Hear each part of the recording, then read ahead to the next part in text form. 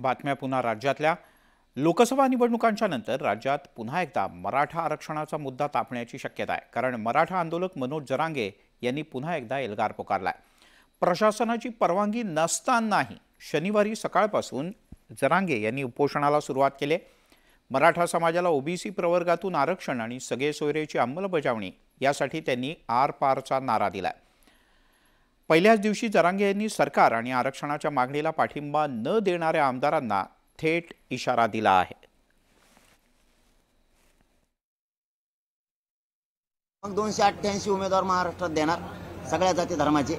मी स्वतः नाव घेऊ पाडीनार, नाव घेऊ पाडीनार। नाही राजकारणात आपण नाही जाणार, उभा नाही राहणार, गोरगरिबांना देणारा बनणार। मराठा समाजाला दोन्ही वेळी आरक्षण आपण दिलं। मराठा समाजामध्ये त्या ठिकाणी सारथी संस्था असेल, अण्णासाहेब पाटील आर्थिक विकास महामंडळ असेल, फी सवलतीची योजना असेल, हॉस्टेलची योजना असेल, स्वाधारची योजना असेल, या सगळ्या गोष्टी या आपल्याच काळात झाल्या। तुम्ही नाही दिलं ना, तुम्हाला एकाला येऊन देणार नाही। तुम्ही गैरसमज म्हणता ना, टक्केवारी ते गणित मोड सुरू झालं तुमचं। गणित मोड फणित मोड काही चालत नसते जनतेपुढं। या जर खपाखप शिक्के आणा लागले ना, रपा रप पाडणार आहे तुम्ही। आमचं आरक्षण आम्हाला द्या, आम्हाला राजकारणात नाही जायचं, नाही तर तुमचं एकाच येऊन देणार नाही आम्ही। तुम्ही जर या उपोषणाच्या आत ही जर प्रश्न मार्गी नाही काढला, आम्ही सगळ्या जाती धर्माचे 288 उमेदवार देणार ना, विलाज आमचा गोरगरिबाला देणारा बनणार। कुणाचाच येऊन देत नाही आम्ही, तुम्ही काळजीच करू नका। तुम्हाला जर वाटत असेल आम्ही टक्केवारी वाढू, गैरसमज दूर करू, वातावरण निर्मिती करू, किती वातावरण निर्मिती करा, तुमची 150 किलोमीटर जरी रॅली झाली तरी रपारप पाडणार तुम्हाला, कोणाची बी। तुम्ही जर आमचं ठरल्याप्रमाणे दिलं नाही, तुमचे किती टक्के आहेत मला नाही माहीत, 100% तरी जरी झालं ते तुम्ही बदल करून तरी सगळं भुईसपाट होणार। तरी मी चॅलेंज देत नसतो आणि एकदा मागं लागलो तर मुडी लेशू सोडित नसतो। लोकसभा निवडणुकीच्या दरम्यान समन्वयाचा अभाव दिसला, ही बाब त्या पक्षातील मित्रपक्षातल्या प्रमुख नेत्यांना सांगणार असल्याचं देवेंद्र फडणवीस यांनी म्हटलंय। ते आज मुंबईत कार्यकर्त्यांशी बोलत होते।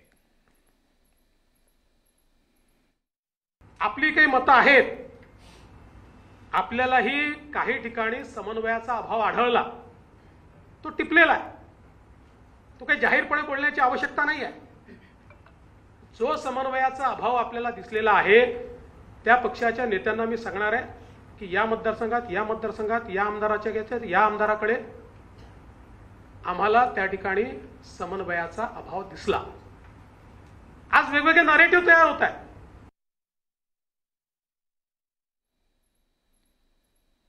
लोकसभा निवडणुकीतल्या निराशाजनक प्रदर्शनानंतर आज मुंबईत भाजपची पहिली बैठक पार पडली। यावेळेला देवेंद्र फडणवीस यांनी पुन्हा एकदा कार्यकर्त्यांना लढण्यासाठी सज्ज राहण्याचे आदेश दिले। लोकसभा निवडणुकीत पडलेले किल्ले पुन्हा जिंकण्याचा विश्वास त्यांनी व्यक्त केला। तर मी पळणारा नाही, लढणारा नेता असल्याचंही त्यांनी ठणकावून सांगितलं। पराभवाचं खापर एकमेकांवर फोडणं बंद करा, उणीधुणी काढणं थांबवा, अशी तंबी त्यांनी दिली।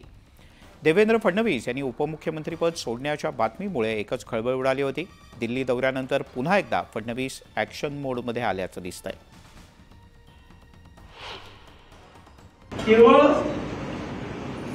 पॉलिटिकल अर्थमॅटिक मध्ये आम्ही कुठेतरी कमी पडलो आणि मी ते कसं पडलो हे सांगणार आहे।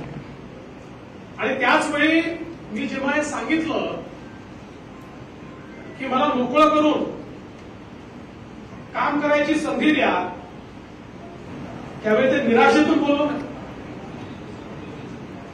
देवेंद्र फडणवीस हा पळणारा व्यक्ती नाही, लढणारा व्यक्ती आहे। चारीकडनं घेरल्यानंतर पुरंदरचा तह करणारे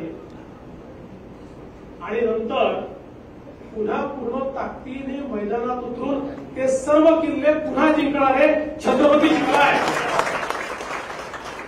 ही आमची प्रेरणा आहे। त्यामुळे कोणाला जर असं वाटलं असेल की मी निराश झालो किंवा भावनेच्या भरात बोललो तर ते सत्य नाही। कधी कधी पराजय होतो, पण पराजय झाल्यानंतर एकमेकाच्या डोक्यावर खापड करू.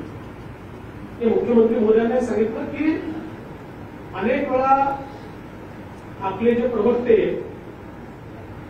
बोलतात, तुमचे आमचे, मी नितेश राणे नाही बोलतो, की बरेच वेळा प्रवक्ते जे बोलतात ते जरा समजून उमजून बोललं पाहिजे. आता ही वेळ पुढे जाहीरपणे काढण्याची नाहीये.